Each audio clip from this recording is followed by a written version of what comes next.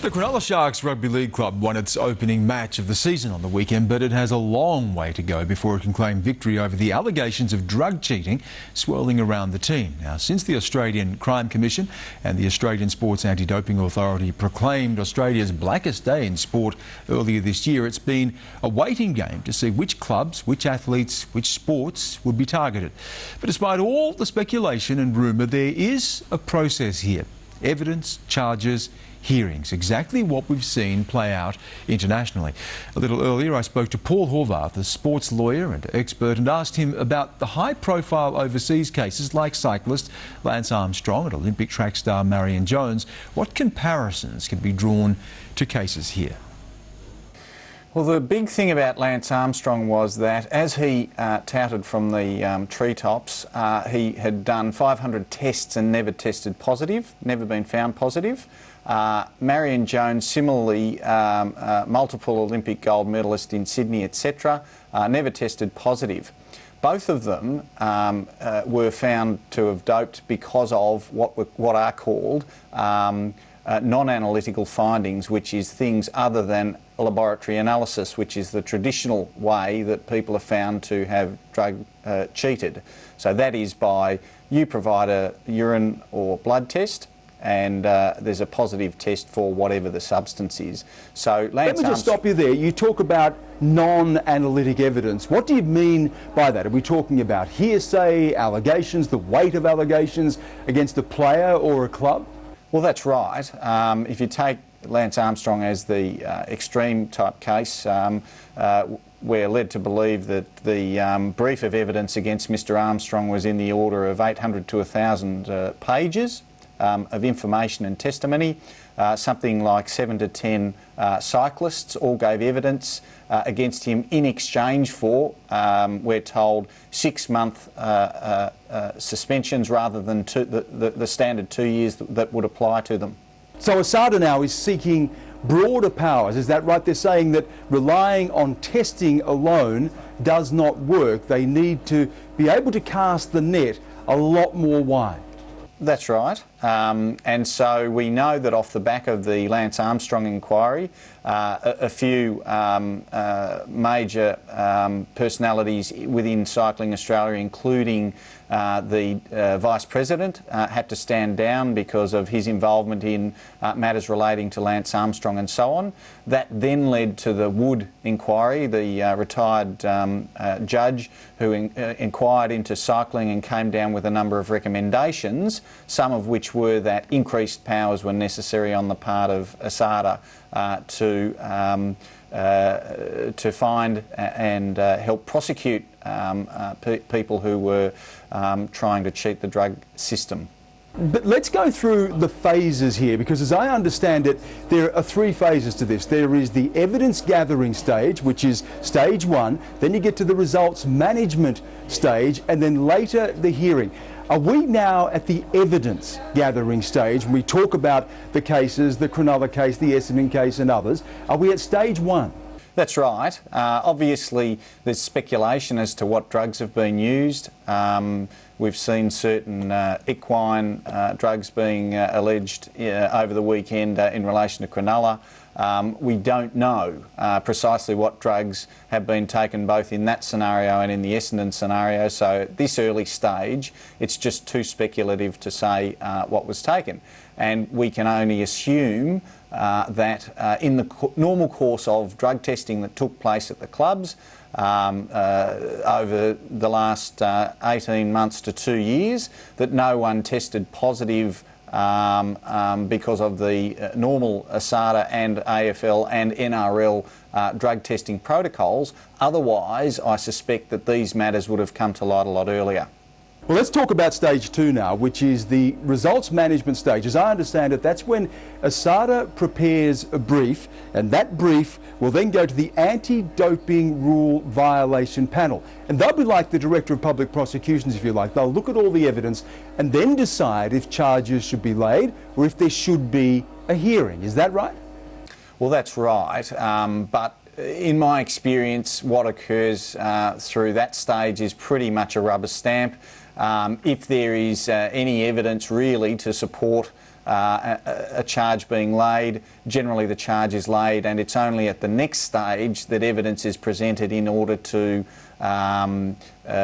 seek to challenge what's put forward. Now, I'll say that my experience in those types of matters has been where there generally has been positive results of doping tests. So, as you've pointed out earlier, we're in a different scenario when you're dealing with these non-analytical allegations. So people are saying, I was the club high performance manager at a particular elite sporting club, and I saw people take ABC. I was part of the administration of a program, etc.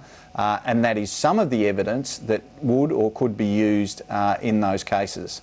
Okay, then we get to the hearing itself. What is the burden of proof here? Is there an assumption of guilt when an allegation or a case is made against an athlete? And who carries out this hearing?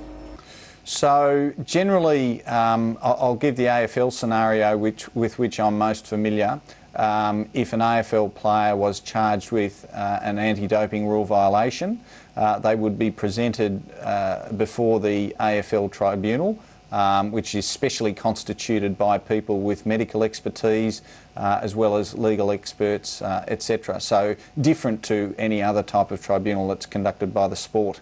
The test that is used in the tribunal for the hearing for whether or not the charge is proven is on the balance of probabilities. However, there is also what's referred to as a sliding scale, and that is the more serious the allegation, the higher the standard of proof and of evidence is required to prove the charge. And when we're talking about career-ending doping matters, I would suggest that it's moving towards the higher end of the scale of proof. So as a lot of lawyers will know, it's higher than the balance of probabilities, but lower than the beyond reasonable doubt test that is set in criminal matters. Is there an appeal process? If you're not satisfied with the result, what are the options open to you? The other aspect to it, Stan, is that the way the WADA compliant codes, as they're called, which apply equally in NRL, in AFL, in codes of all sports around the world. So everyone complies with the WADA code, and if you don't, funding is ceased, and all major sports in Australia have fallen into line with that code. Under the code, there is a presumption of guilt, so that if you are charged with an anti-doping rule violation, as I say, there's a presumption of guilt. That is and generally this applies to the positive tests. So if you have your urine or blood sample test positive to a particular substance, there is a presumption of guilt. That is, it doesn't matter how the substance got into your system, the fact that the substance is in your system makes you guilty of the offence.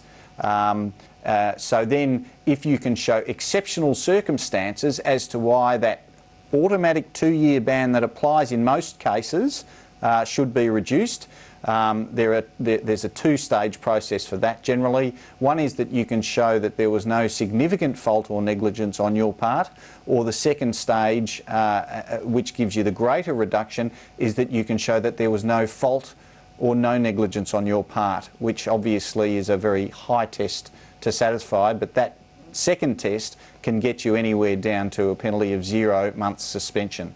So as you've outlined it here, are we all just getting too far ahead of ourselves? Because at the moment we hear about penalties being suggested, deals being cut, we're hearing a lot of commentary, a lot of comments from clubs and administrators and players themselves.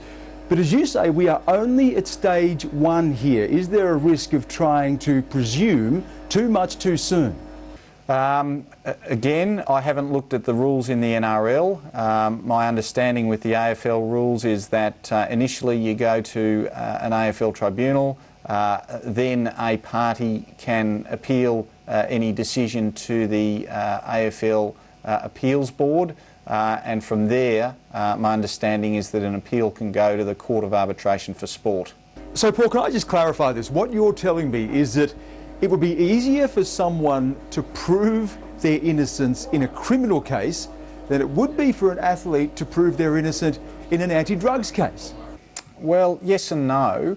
I guess you'd need to do a bit of digging into the Lance Armstrong case, and it would seem, certainly from a distance, that what USADA did was to, as they say, line all of its ducks up in a row, and they had the testimony of a number of cyclists ready to go when the allegations were put forward.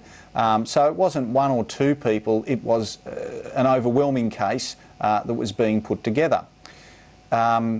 In current allegations, as we know them, certainly, and take the NRL as an example, we're told that a person within the club has become the so-called whistleblower, or if you like, has agreed to give some testimony to ASADA. That's only one piece of evidence, and as you say, well, that could be partial evidence in a case, but obviously it's a lot stronger if there is other evidence as well.